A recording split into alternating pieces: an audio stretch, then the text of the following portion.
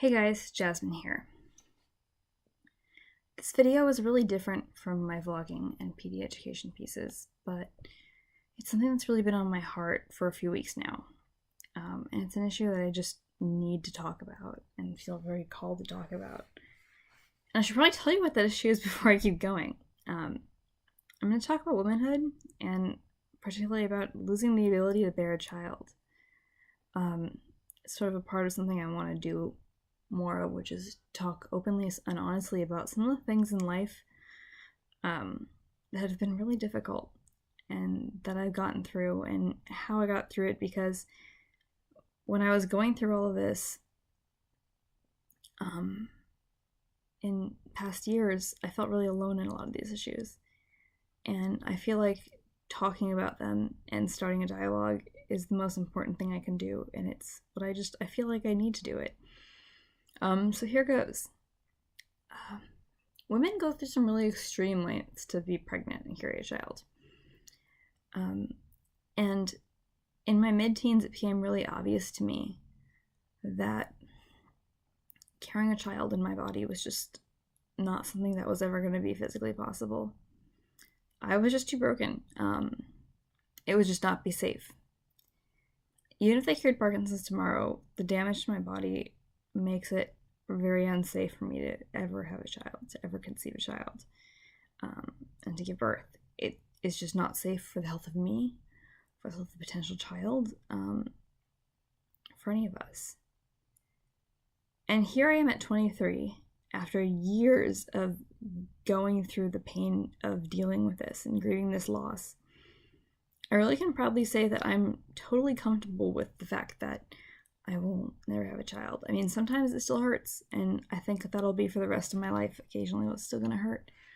But at this point, I'm fully confident, and I love my womanhood and my femininity, and no longer do I feel like my femininity, womanhood, and my value as a person is tied to my ability to give birth. And I did for a long time. And I know I'm not alone in this. I know that there's so many women who grieve this. And so I wanted to talk about how I got through some of the hard times, and maybe somebody watching this will feel less alone. A little preface, I'm the girl who played the trombone for 3 years, just to prove a point, because my 4th grade teacher told us that girls couldn't play the trombone or the tuba. If you're wondering, the reason I didn't play the tuba is because my mother very much said no to 40-pound 4th grade me playing a tuba, carrying that thing around.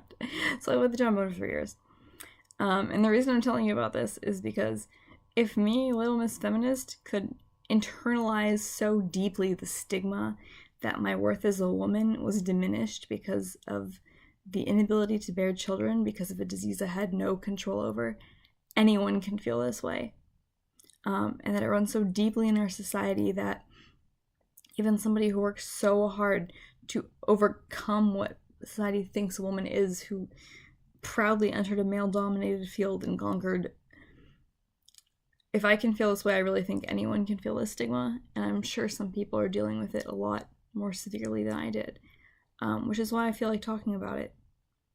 But I think I always imagined that the idea of when I wanted children, that ability would just be there. And I guess it's a good thing Parkinson's does not let you take anything for granted, because way too early I had to come to the understanding that that wasn't going to be possible for me. Somewhere around my mid-teens is when I realized it. I mean, I'm so extremely sensitive to hormonal changes. The physical trauma that would impose on my body would likely severely worsen my disability. And it's not something that I want to do or I'm willing to do. I'm not willing to risk my life to have a child, to risk the child's life. And some women are. Some women are willing to destroy their bodies to have a child. And you know what? I bet those women are really badass parents, because if you want something that badly, if you're willing to suffer that much, then you must love that child beyond anything. And that's beautiful. And if that's your choice, I love you and I honor you. Because I think especially women need to start respecting each other and honoring each other's choices, because in the end we're all just trying to live our lives and to do the best we can.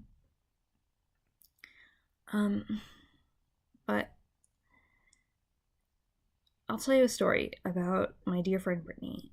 She has Parkinson's. It's not as advanced as mine. She's 2 years older than I am, and she recently had a child. And I totally love that little girl. Her pregnancy, I felt like I very much kind of lived through it with her. It meant so much to me because she did it. And it was really difficult for her, but she had this beautiful baby, and she knew that her window of ability to do this was short, and she did it. And getting to experience that joy of being so happy for somebody who I loved who was doing this was so important to me.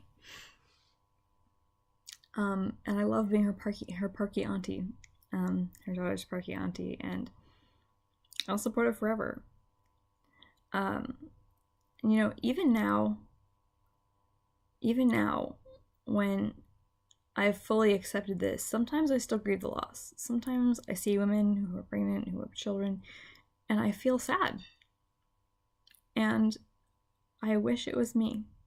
And I wish I had that ability. But I don't. And I have to come to terms with my life and to love myself regardless of that. I also really want to work and to have a career, and Parkinson's takes so much of my energy that I don't have the energy to do both. I barely have the energy to do one. And I want to do one well. And I don't want to be a mother who can't be there for a kid. And that's just something that I can't handle the idea of. I can't handle the idea of a shortened lifespan and having a child. That's just not for me. But I also have to love the people who do, because we all need to support each other. And I think if there's one thing I've learned through all this is to appreciate my body and to practice loving my body. To not hold it against myself that a disease that I have no control over ruined my ability to have a child. There was a time I just felt so alone in this. I was so full of hate for myself, for my body. I was angry at it. I felt broken, and I felt like I was not even a woman. I mean, it's such a basic thing that I felt like I was supposed to do as a woman that I couldn't even do. And it felt awful that I couldn't even do this thing that is, I thought, I'd broken down my mind. It's so simple, but it's so much more complicated than that. I took it as a failure. I was just angry at the strands of DNA that gave me this disease for what it did to my life, because I couldn't do something I felt was so fundamental, even though it's not what makes you a woman. I had to come to terms with the idea that that was just what society was telling me. It was not what my brain was telling me. It's not what I really believed. And I had to accept that. And I had to learn to love me for all my flaws. I had to learn to love my body and my imperfections and this broken life and this stupid disease, because there are beautiful things in my life that are more than my ability to carry a child. There are things that bring me joy more than my ability to carry a child. And not having a baby and not helping raise the next generation in that way does not mean that I don't feel called to help raise the next generation. It doesn't mean that I don't love the children of my friends and family, and want to be there for them and to be an adult in their life who brings positivity, who loves them for them and has a part in being someone that can be there for them. My cousin Laura has just had her second child, and I just love her kids so much, and she's been so incredible in including me and sharing them and sharing the joy that they bring to me. In her pregnancy, her son was due on my birthday, and she told me early because she said, with all that going through, I feel like it's a joy that I want to share with you. And that meant the world to me, because being able to love the kids of people I love is huge, and it's a part of raising the next generation and loving the next generation, and being a part of that you don't have to give birth to impact people's lives. It's why I teach this teen group, because I feel like I love helping develop the passions and the creativity of the future leaders of our world. And I enjoy being an adult who can impact them in a positive way. Now, in lifting up the kids around me, I learned that that's enough, and that even though it's not what I had thought an ideal, that me being a woman is not just my ability to have a child, but me being a woman is part of me being a good human. And that's one of the ways that I think is important. And it's something that brings me joy and helps sort of take away that burden a bit that I had imposed on myself, and takes away a little bit of the pain of this thing that I lost. Now, one of the ways I dealt with it when I was younger was making excuses for why I told myself I just didn't want to. It wasn't just my body, I just didn't want to. And I made all kinds of excuses, and all those excuses are just to cover up self-loathing and pain. Honestly, it's something really judgmental. At one point I was like, oh, we have overpopulation, I don't want to add to that. Okay, that's kind of really rude to people who have a lot of kids, especially condescending to poor people who have lots of children. I think it's just super judgy. Because what I'm saying is that, oh, I'm choosing this better choice than somebody else because I have to lift myself up to deal with this, and to tell myself it's the moral thing to do, it's the righteous thing to do, when in reality it's just what was forced upon me. And validating my own self is not putting somebody else down, but is coming to the understanding that me not doing this is a valid choice, and the right choice, and a positive choice, even if it really hurts. I also, in my work, I said, I want to work more than I wanted to have kids. And so I poured myself into it because it helped me not think about it, because I was able to do so much, and to say, oh, look, I couldn't do all this if I had children. And in reality, I wanted them. I did. But I also want to work, and I don't have the energy to do both, and that's okay. It's not the fact that, it's not just that I can't, and it is that I can't. I mean, if everyone wanted to, I could adopt a child, but I don't really think at this point I want to do that, because I just don't have the energy to do both, to be good enough on both ends, because doing one is I'm barely able to do that sometimes. In reality, I don't want to be a disabled mother. And it's not because oh, it's not fair to the child, because there are so many disabled mothers working their asses off to be incredible, and they're awesome, and their kids are awesome, and it's hard. And I think that validating them and validating myself are not mutually exclusive, or rather are mutually exclusive, or are not mutually exclusive, that they're, you can have both. Making these excuses is just delaying pain. It's not actually helping get to the root of the issue. It's just telling myself it's okay because I need it to be okay. Now, if you're going through this, be it infertility or a disease that took away baby making potential, or if you just don't want kids, and you know that motherhood is not for you, it's okay for it to hurt. It's okay to break down. It's okay to be angry and to scream at the sky because it's just not fair. It's okay to examine where those feelings come from, to figure out where you're judging yourself, where these ideals are just society's definitions and not what you really believe.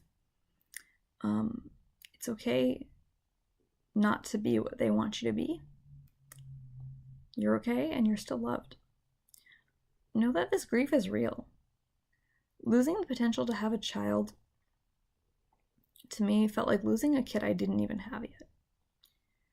Letting go of a life you thought you would live and learning to live the life that you never asked for well is hard.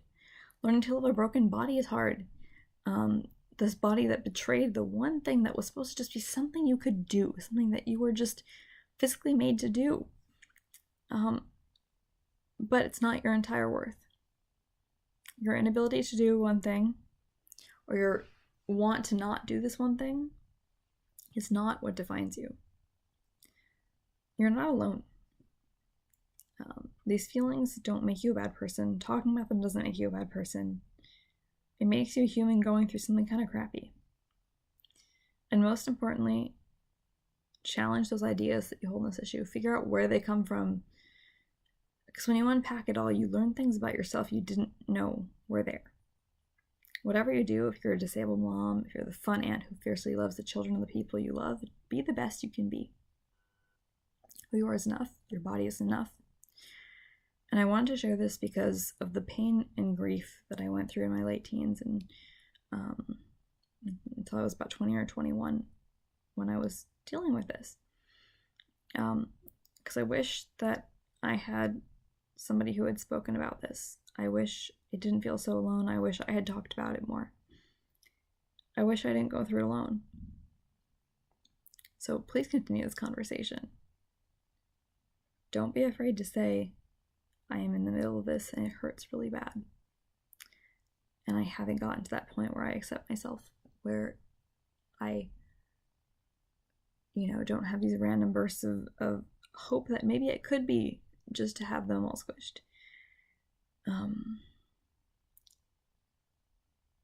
Know that it's all right, and that it's something that will probably always hurt, but it can get better. So keep talking. Keep feeling. Don't close yourself off, because the longer that you make excuses, the more it's going to hurt later, and it's just delaying the inevitable. Having a conversation with yourself, an honest conversation with yourself, and truly getting past those expectations that you have of yourself is the only way to heal, and it's the only way that it's ever going to be okay. Take it from somebody who's been there. It's hard. You can do this, and I believe in you.